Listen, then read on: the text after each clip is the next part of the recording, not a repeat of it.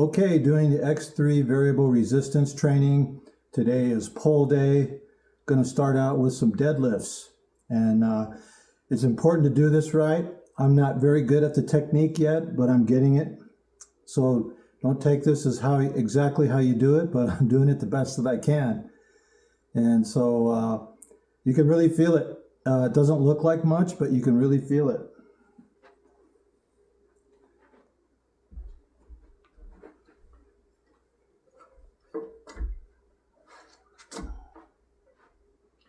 I'm using the lightest band.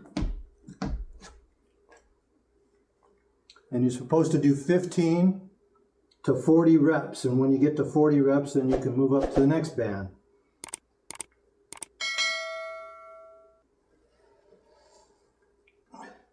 You're never supposed to let the tension completely off. I've injured myself doing deadlifts before, and this doesn't bother my back at all like a bar does.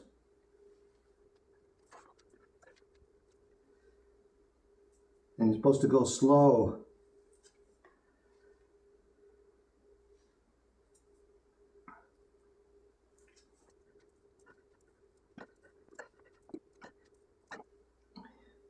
You're supposed to go to failure. But I'm not quite ready to go to failure yet, as I'm getting used to it.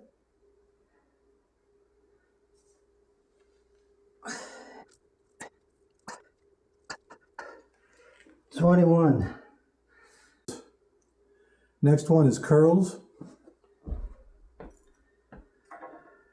If you notice, I have it wrapped around the bar because it's a little too long for me. I'm too short.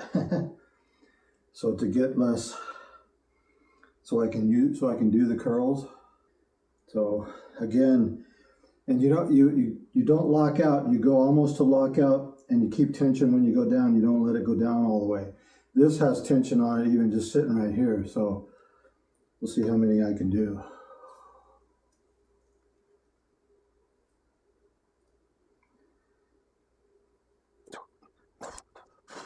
Yeah, a little too fast. Slow up and slow down.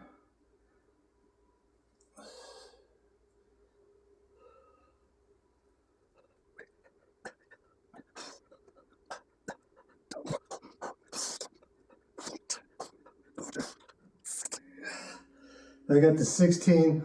You're also supposed to keep going even if you can't go all the way.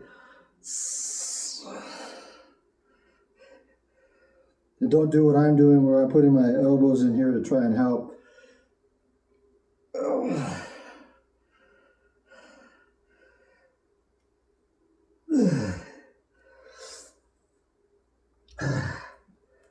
So that was 19. What that does is so you're working your biggest muscle when you're fully extended, I guess you could say, although it's not really extended. But when you're down here, you're working your secondary, your weaker muscles, which in the gym with barbells limits you so that your joints don't get smashed or those muscles don't get injured. You have to go with lighter weights and do more reps. This is also just one rep of each to failure, 15 to 40 reps, 15 to 40 repetitions. But you only do one set. And studies have shown that a single set to failure like that gives you up to 7 times the resistance that you would with barbells because you're lifting lighter weights because that's all your weaker muscles can handle until you get it up. So your bigger muscles aren't getting the workout that they need. This, you're getting the workout you need for each muscle, so because the resistance gets harder each time, as you come to a full end of the rep. So if that makes sense, you can go to Jacques Biomedical. That's a JAQUIS, I believe. I'll look it up and put it in the video. And he has some videos that explains much better than I do why it works, why the variable resistance works the way it does. And it makes sense. And I've been training for many, many years. Next, we're going to do bent rows. The tricep, and this one I'll have to double the band back up under the platform. It takes some getting used to work with these bands, that's for sure. One twist probably isn't too big of a deal, but start getting it too twisted and then you're in trouble. Whew. Now I need to look at the picture again. See which way my hands go. Okay, they go like this. So now, bent rows, okay?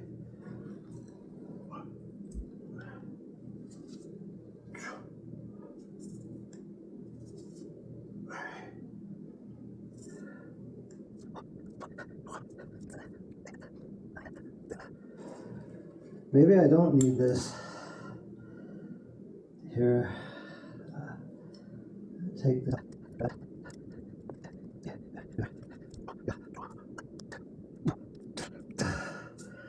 Okay, I'm pretty weak on those. I only was able to get 12. I'm probably not getting the full benefit yet because I'm not doing the technique exactly right. It's a little tougher than it looks. I can still feel it in my arms and muscles. And especially the next day, the chest presses. I didn't think I was getting much on those, and then the next day I was sore. So there's one more exercise. It's just 4 exercises a day. You have the push day and the pull day. Push day is chest press, tricep press, overhead press, and front squat. And then today, deadlift, bicep curl, bent row, and calf raise. And that's all you need, just one set, 15 to 40 reps. Sounds crazy, especially if you've done much weightlifting. It seems counterintuitive, I guess, I don't know. But it makes sense, and I can feel that I'm getting more of a workout, especially on the larger muscle groups. And I'm sweating more than I do at the gym. So last is the calf raises. And it's a workout. It doesn't seem like it because it's so short, 10-15 minutes and you're done. Full body workout. So the first 4 weeks, is it? I can't remember how many weeks. You do this 2 days on, rest, and 2 days off, and then 2 days on again, and then 2-day rest, and then I start over the following week for 4 weeks to get started. And then it kicks up to 5 or 6 days, if I remember right. All right, calf raises. So this time you do a little bit different. You leave your heels hanging off the back, just like you would in the gym.